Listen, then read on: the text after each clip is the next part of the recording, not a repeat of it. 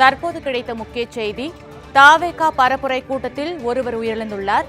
சேலம் சீலநாயக்கன்பட்டியில் நடைபெற்ற தாவேகா பரப்புரை கூட்டத்தில் ஒருவர் உயிரிழப்பு. விஜய் முன்னிலையில் தாவேகா நிர்வாகி மயக்கமடைந்துள்ள தகவல் வெளியாகியுள்ளது.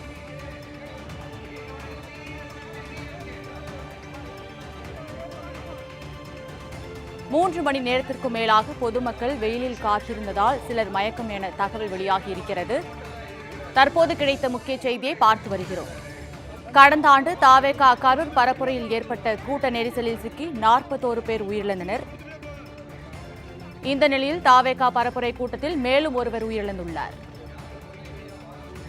சேலம் தாவேகா கூட்டத்தில் மேலும் ஒருவர் உயிரிழந்துள்ள சம்பவம் அச்சத்தை ஏற்படுத்தியுள்ளது.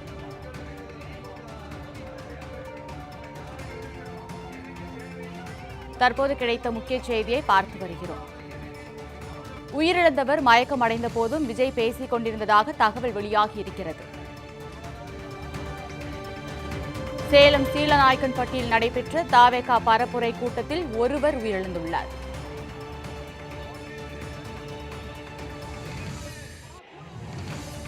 தற்போது கிடைத்த முக்கிய செய்தியை பார்த்து வருகிறோம். உயிரிழந்தவர் மயக்கம் அடைந்த போதும் விஜய் பேசிக் கொண்டிருந்ததாக தகவல் வெளியாகியிருக்கிறது. இது குறித்த முக்கிய செய்தியை பார்த்து வருகிறோம். 3 மணி நேரத்திற்கு மேலாக பொதுமக்கள் வெயிலில் காத்திருந்ததால் சிலர் மயக்கம் என தகவல் வெளியாகியிருக்கிறது.